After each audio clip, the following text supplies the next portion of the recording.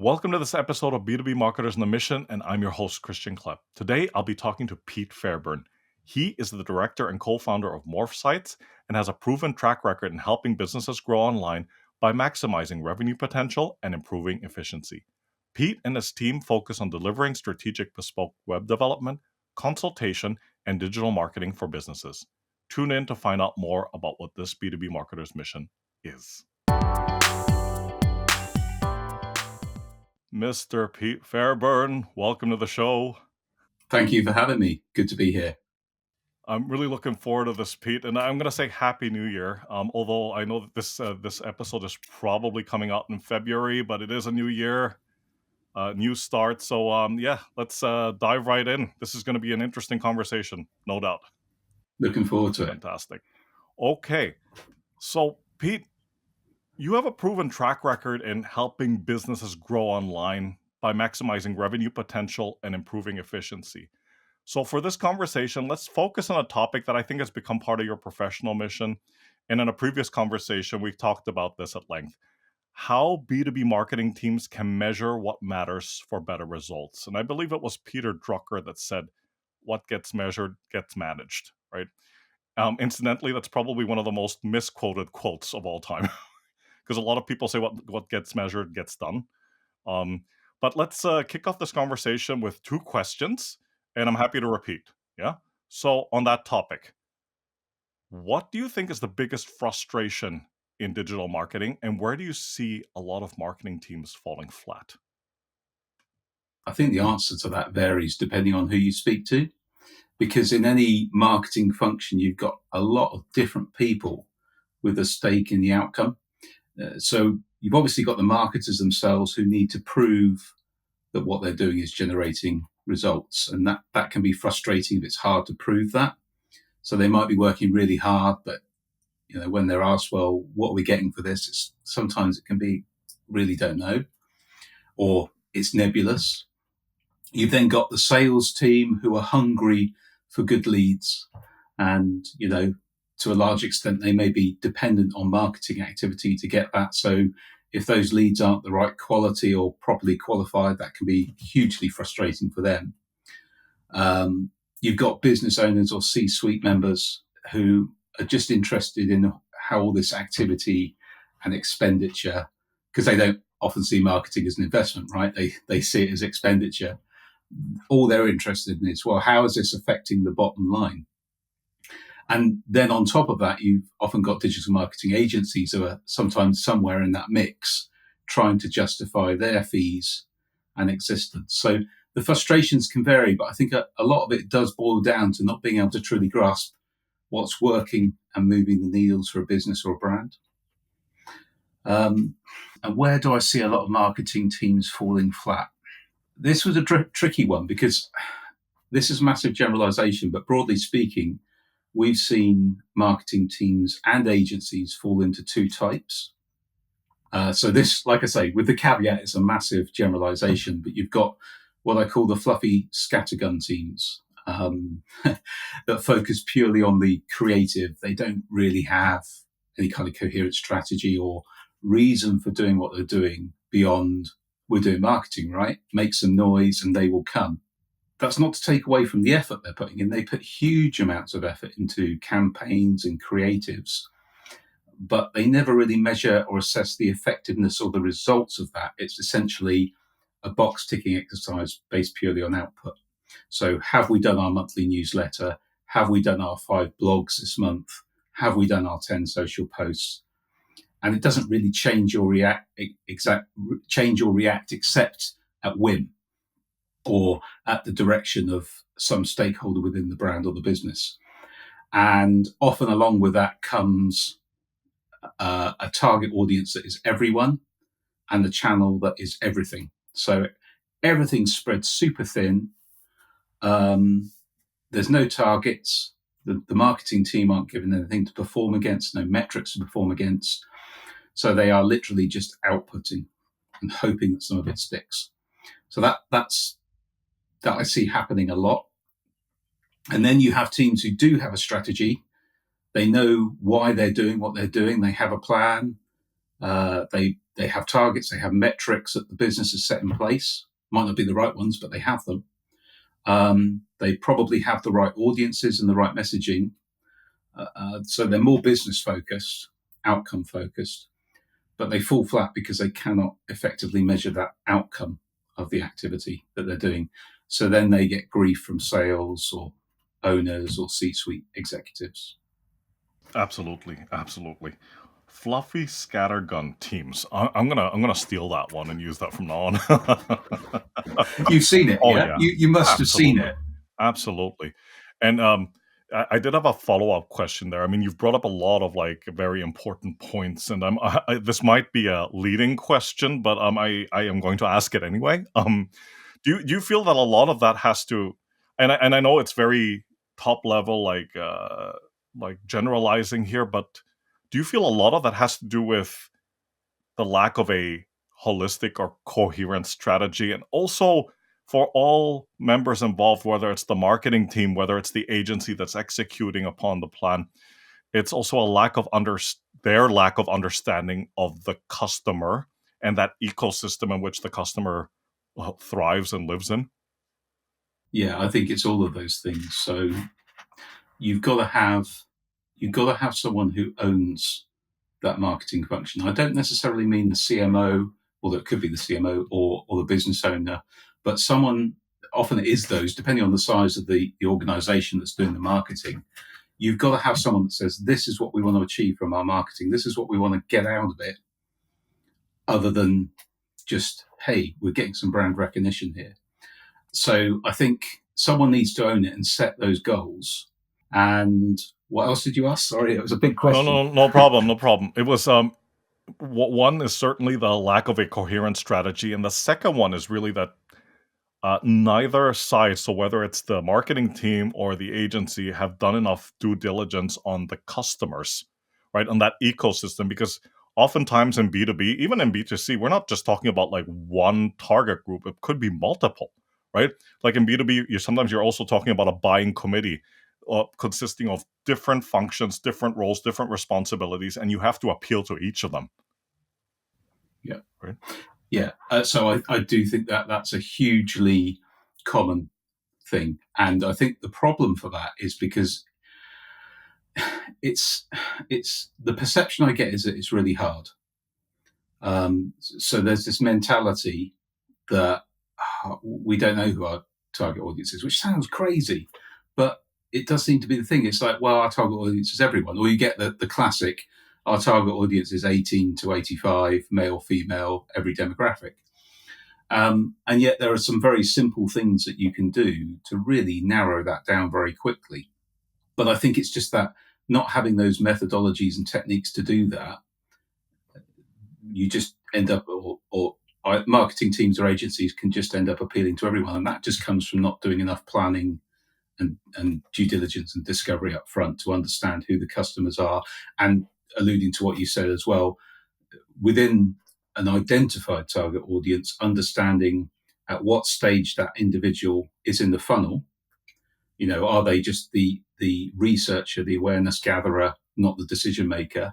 But understanding where they are in the funnel, and then also understanding the pain points that you need to address for that person, so that you're speaking their language. And that just seems to bypass a lot. Yeah, it's actually, it's an easy thing to do when you know what you're doing.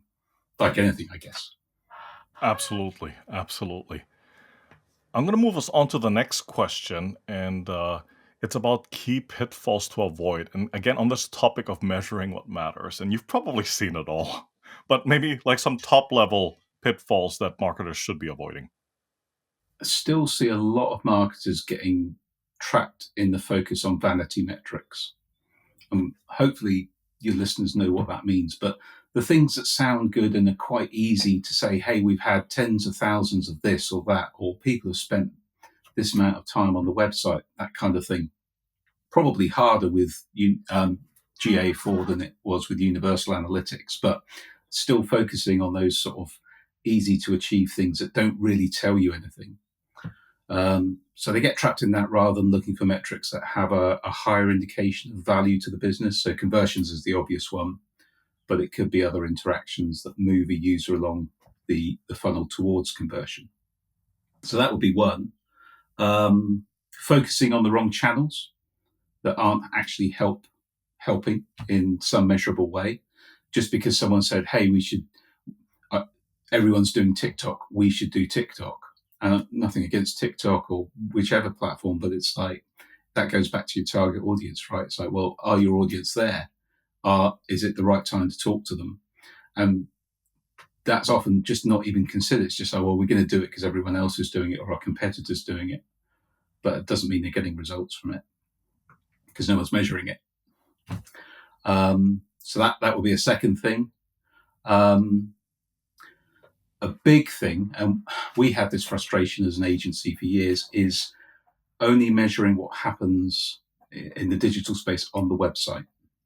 I.e., so you're measuring everything coming into the website, you're measuring what people do on the website, and then it goes into this black hole. And we had this problem for ages with customers where we were saying to them, "Hey, we've got you all these people filling in conversions on landing pages, or we can see you've had this many phone calls this month," but we had no idea what was happening next. And sometimes the customer would say, "Yeah, we're getting some great stuff, keep it going," or, well, I mean, we have one legal firm as an example of this where they had a very specific target audience and they were getting lots of inquiries, but they just couldn't tell us what happened once they'd captured the inquiry, once the form had been filled in.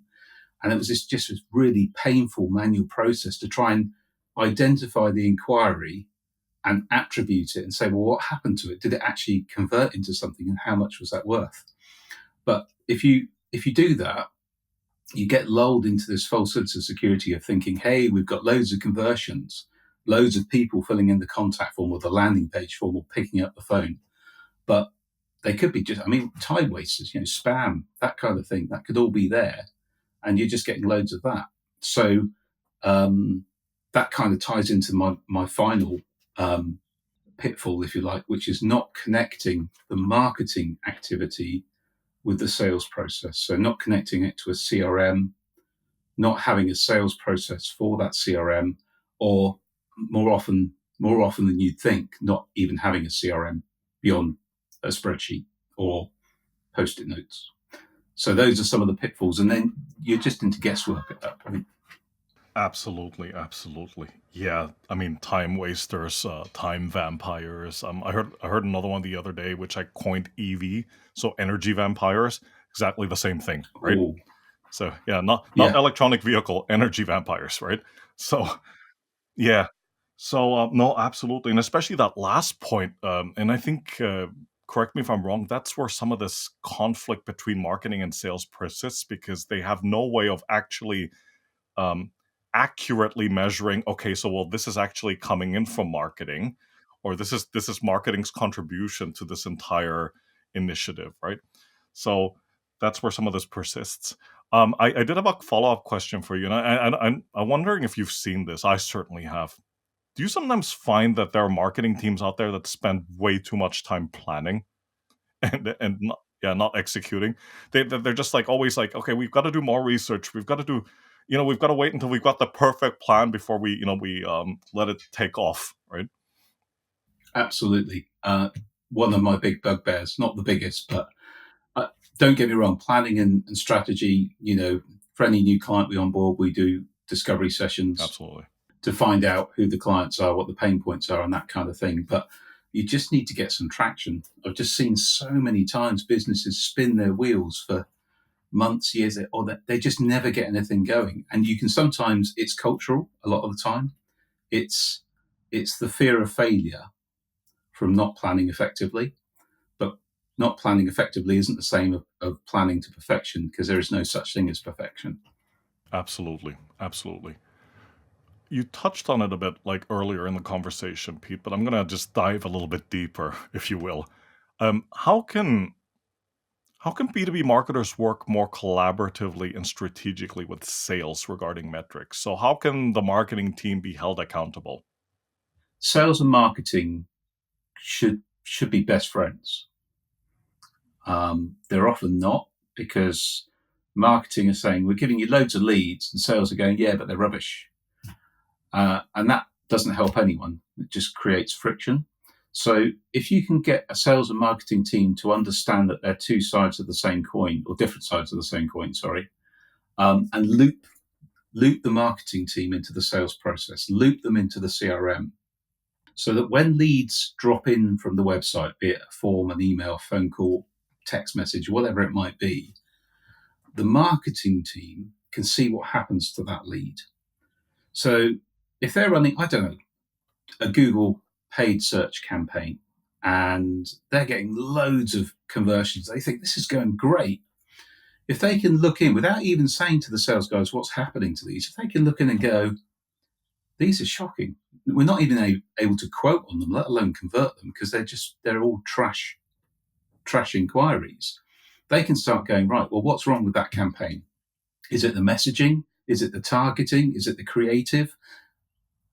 Can they tweak it to make it better?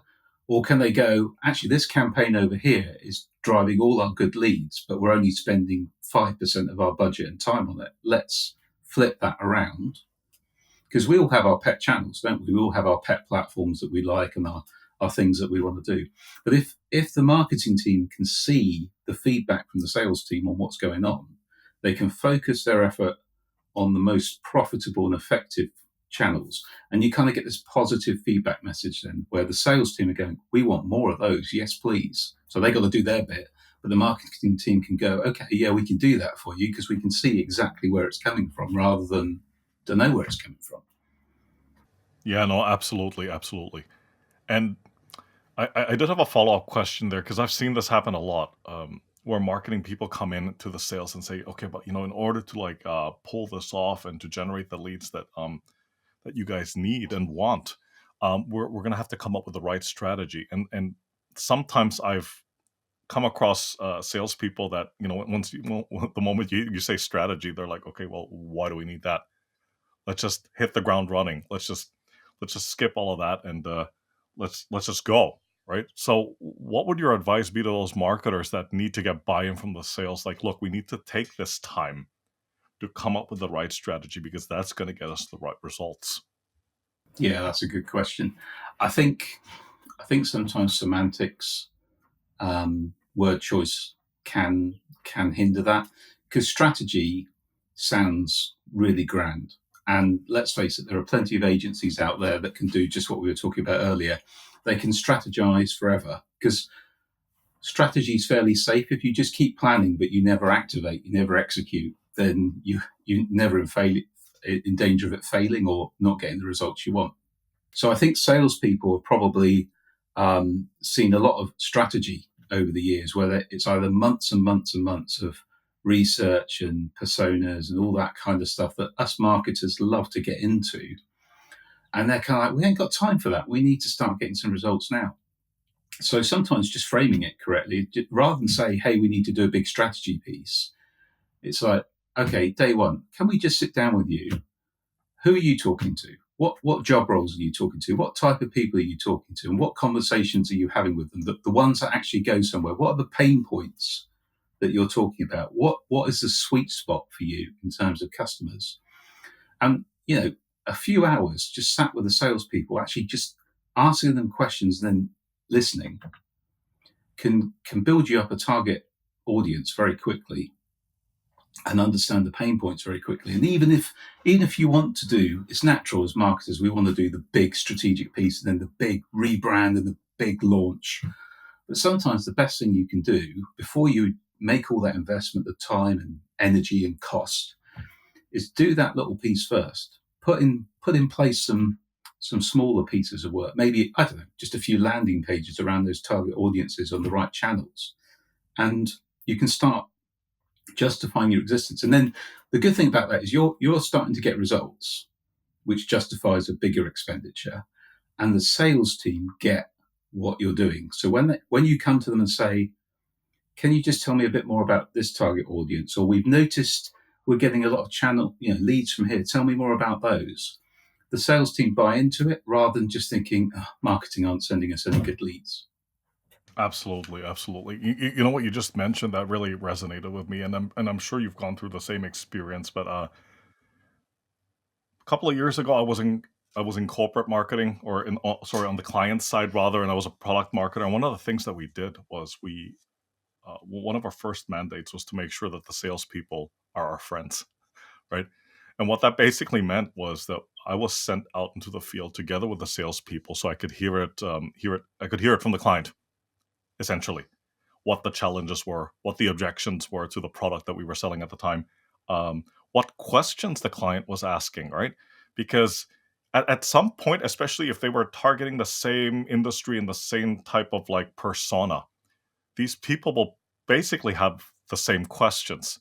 So one of the things that we did was when we went back was we listed all these questions out and we came up with, I wouldn't say argumentations, but how we came up with answers to address these questions, to address these objections, right? So that way the salespeople won't be fumbling or just winging it, as they like to say here in North America, right? When they're going out on field visits. I think the other thing that we did, which I think was extremely important, was as we were developing the campaigns, especially early on in the piece, we got the salespeople involved. And you know where I'm going with this, right? It's to get their buy-in, to get them, to make them feel like, okay, we're doing all the work, but we're involving you, right? Your opinion matters. I know I sound a little bit like an MP now, but like your opinion matters. We want to get you involved in this. We want to hear your opinion. We want to hear what you have to say, whether this will work or not, and why. And by using that approach, rather than the big reveal with fanfare and all that, which 5 times out of 10 would fall flat. Um, the sales team felt invested. They felt like they were a part of this. And then it was easier to get buy-in. And then we were sitting in the board meetings and the salespeople would vouch for us, right? So, Yeah, yeah, mm, absolutely the right way to go. Get Make friends with the sales team. That's brilliant, and get all your stakeholders bought in. C-suite as well, or the owners, the leadership team, if you can. But that critical point that you said about going out field visits with clients, we always try and do that if we can. Desk research is great, but there's nothing better than speaking to clients and asking them for everything warts and all, because they'll tell you. They'll tell you. They probably won't always tell the sales guy if they got a good relationship with the sales guy, but they'll often tell the marketing team if you say we just want to make things better. But yeah, that's a really good approach. absolutely. We even did that when we were trying to launch a new product, and we were trying to like interview clients and tell them in theory what we were trying to come up with in terms of a solution. And there was no filter. They would tell us like, no, totally can't use that. That's absolutely like not going to be helpful to my business at all. But that's how we took those learnings, and then we went back to whoever was developing the product and saying, hey, listen, we tested it out, and this is what the client said, and this is how they would iterate it, right? Of course, sometimes you have to take what clients say with a grain of salt, because not all of it is going to be real. You can't implement it realistically sometimes, right? Again, it depends. Depends on the topic, depends on the situation, depends on what part of the journey they're at too, right? So yeah, Yeah, yeah, but we've seen that same thing with both lead generation, sort of digital marketing strategies, but also with the other side of our business where we're looking for the innovative thing, the magic wand question for clients. Sometimes you can go in and you've often been given a preconceived idea about what the solution is, and you go into the client and they go, no, that's not a problem at all. If we could sort this problem out, well, why is that a problem for you? Oh, because of X, Y, and Z. And sometimes it's the perception that that's a really hard problem to solve. But if you can find out what those are, and they are solvable, and like you say, not everything's feasible, but if you can find a way to do that, it can really give you an edge over your competitors, particularly if you're in a commoditized B2B market, where everyone's basically doing the same thing.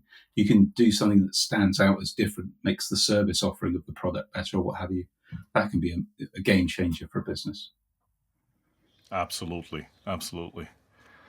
Okay, Pete. I mean, it is 2025, and I will have to ask you this question. um, Measuring what matters and AI. What's your take on that? Like, where do you see AI fitting into this whole ecosystem of digital marketing, marketing teams working with sales, and using artificial intelligence to make that whole measuring what matters, for lack of a better description, ecosystem more efficient and beneficial for everyone? Yeah, no, that's a hugely important Mm. question, and um, I'm always quite cynical about new things, new shiny things. Not because I don't like new shiny things, but I like to prove them first. And I think AI has had a bit of a danger of the emperor's new clothes to a degree. However, you've hit on a really salient point here in that AI can take away a lot of guesswork. To give you an example, maybe about 8 years ago, we had a client who we had a phone recording system where we could listen to calls, understand where they were coming from, and that kind of thing. Nothing particularly new in that. And they commissioned us to build a new website because we felt we could improve on the one we'd done before after the learnings that we had, and the market had changed a bit. Their strategy as a business had changed. So what we did is we downloaded maybe 80 conversations between an inquiry, a prospect, and one of the sales team. But to analyze those, we literally had to have someone listen to everyone and not just hear it, but listen to it and pull out salient points. And we got some really good insights out of that. It was a very, very worthwhile thing, which you can, from that, it's the same as going for a client interview. You can say, we think you should be doing this. And a business owner will go, no, people aren't interested in that. And then you show them the bank of calls where people are absolutely interested in that.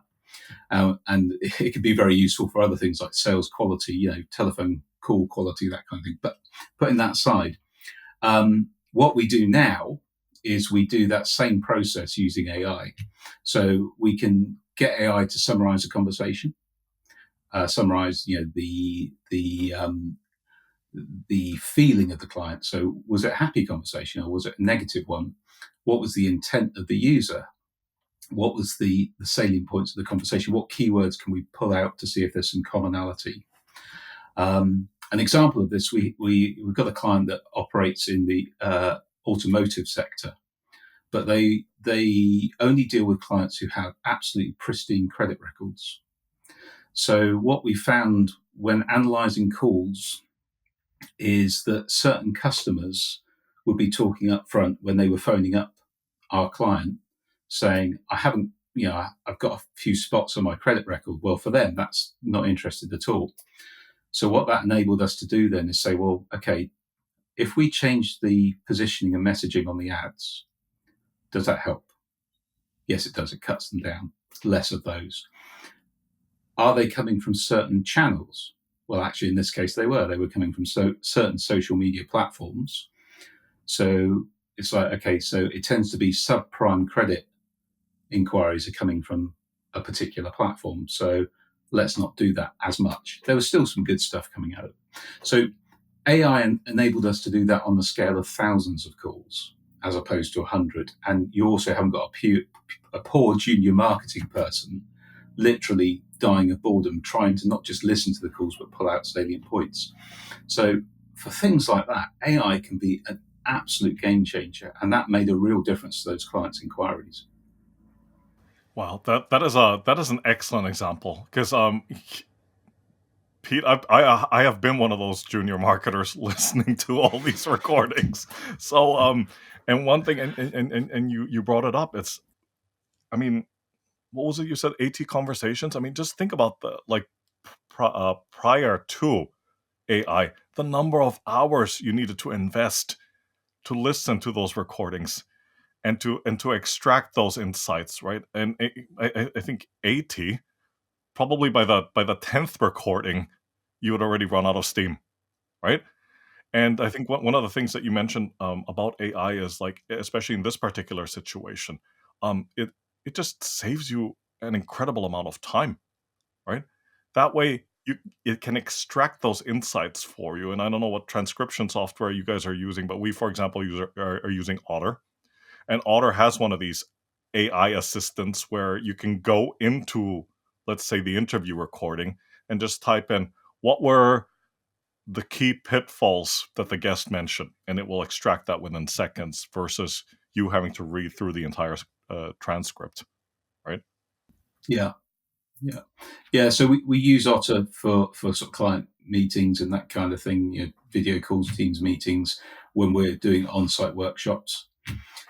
And then for our lead generation activities, we've got some other software that will record the call, obviously with the appropriate GDPR caveats at the beginning. So that's a Europe thing, GDPR, Sure, yeah. but privacy statements that calls are recorded. We take that data where customers want to use it, where the client has opted into it, and we can analyze that for lead generation. So again, we can start to understand it's another way of refining your target audience, the pain points, the frequently asked questions, and yeah, it can just save you a huge amount of time on what something is hugely valuable but very mundane to do, and is actually historically been a tough sell to the customer when you say, I want to pay a junior to sit for 80 phone calls and pull stuff out. So that's where AI for me is a big winner, is just on automating the stuff that is mundane, but then using the brilliance of the human brain, the creativity that marketers have to then analyze that and go, how can we leverage these insights to the maximum? Absolutely. Okay, my friend, we get to the point in the conversation where we're talking about actionable tips, and you've given us some already, but if there were somebody out there, a B2B marketer, listening to this conversation between you and I, what are like 3 to 5 things you would say they can act upon right now, right, to leverage metrics and generate better results, just from a top level perspective? Okay, I've got 4 for you. Okay. So I thought 3 to 5. I'll go in the middle, be safe. So the first is to measure the entire lead life cycle. Don't just stop at the website conversion or something that happens on the website. Understand what happens to the lead after that and its lifetime value. And if you have to do it manually, do it manually. There are tools that can help you with that and make it much more easier to manage. But you can do that from day one. Just talk nicely to your sales team, record it, get access to the CRM, whatever it needs to be. That's point one, the whole lead life cycle. Second point is, once you are measuring that whole lead life cycle, the other danger we have is that we say, right, we're measuring that now, and then we never look at the data, never analyze it. So don't just tick the box and say, I'm doing an analysis. Sorry, I'm doing measuring. I'm measuring, that's good. Analyze it. Don't just leave it. Look at what channels, what campaigns, what messaging is working and which is not. So identify what's working. And then the third point, which kind of follows on from that, is act on it. Don't be afraid to cull something that isn't working. Don't be afraid to change something that could be improved. Even if you've spent ages on the creative for it, you think, oh, but it's really good. Just change it. If you can make it better, do it. And if you find something that's golden, do more of it. So, if you find this golden channel that's just bringing in these absolutely brilliant leads, and I don't know, you're spending $10,000 a month on the PPC for that, spend 20, but keep measuring the results. Is there a drop off? Sometimes there is, but sometimes there isn't. And as long as you can prove, well, that 20 turned into 250,000 or whatever your ROA is, then just keep doing more of that, but let people know. And that's the fourth point, really, is keep that feedback loop, that measuring, analyzing, changing going, but ensure that everyone is in the loop on that. So your marketing team, if you're an agency, the people you're reporting to, your sales team, your leadership team, understand what the results are and why they're working. Because then you breed confidence in the whole business, and they don't have to go, well, I think we should try this channel or this channel, because they don't. Marketing's got that under control. They're looking at it, they're feeding back, they're changing things.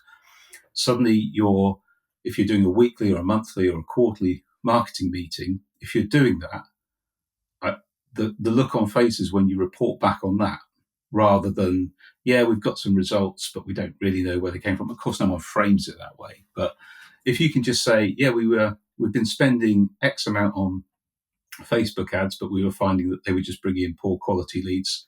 So we've culled those. But what we're finding is LinkedIn, when we're targeting these personas or these job titles or whatever it is, are bringing in absolute gravy for the sales team. And the sales team will go, yep, because they're getting what they need. And everyone looks good, yeah? That's what we're all here for, is to justify our existence. Right. So that's my 4 top tips. Win-win. Everyone's happy, right? That's what it's got to be, isn't it? Everyone's got to be happy. Absolutely. Let me just quickly recap that. I think it's worth repeating. So number 1 is measure the entire lead life cycle. And the second one is don't just tick the box, find out what's working. 3 is act on it and analyze it. 3 is act on it. And 4 is keep that feedback loop going. Right? Just keep doing it. Absolutely. Don't rest on your laurels, because over time things can change. Yes. And therefore you need to tweak it, or a new product or service comes along that your business is offering. So that may not fit into the same nice loop that everything else is. So you might need to change that. Right. Okay. So time for you to get up on your soapbox. A status quo that you passionately disagree with, and why? You probably guess what it is. It's that whole notion that marketing cannot truly be measured, and that all noise is good noise. And that may have been true before digital. I don't know, it's probably before my era, although I've been doing this for 25 years. But the true non-digital era is well and truly behind us, but I don't think it's true now. I'm not saying there isn't a degree of brand and awareness marketing that brands need to do to drive awareness that you can't directly attribute. But lead generation can be measured, and the ROI quantified for lead generation campaigns. And I'm not talking about e-commerce here. E-commerce is a different proposition, because you make the transaction on the site. It has its own pitfalls, but it's easier. But I'm talking about lead generation, where you're looking to provide a proposal, a quote, a service, a product that needs interaction. You can measure that. The notion you can't is you're either being lazy. That's a bold thing to say. Or you just don't have the right tools and skills in place, and you just might need some help to do that. But it can be measured. I absolutely agree with that, and I mean, I think it's worth mentioning that it could be a combination of all of those factors that you mentioned, right? It's you can't be bothered, you don't have the tools, you don't have the right software, or you might not just have the right know-how, right? Maybe you're dealing with somebody that doesn't know how to set up Google Analytics, right? And that's why they can't measure the traffic that's coming to their website. They keep talking about it, but then they don't have any actual metrics to measure all of that against, right? So, no, absolutely. I mean, and I work a lot in the B2B branding field, and the main objection that we get is, well, branding can't be measured, right? And it's to your point. I would dare say, I would push back and say, yes, it can actually. It just has to be measured in a different way, right? Like, don't talk about impressions. And I think that might have been like a point you mentioned earlier in the conversation, these vanity metrics. Oh, we got 150,000 impressions. And so what? So what? Show me the money. That's what business owners are interested in. Or if you're C-suite, you've got to report to shareholders. You just got to justify your reason for being. Right. Exactly. Okay. Here comes the bonus question, and I was thinking long and hard about this one. Okay, so here it goes. If you were to pick a song that would be kind of like the soundtrack of your life, what song would that be, and why? Oh, the soundtrack of my life. That's a really hard one, Christian.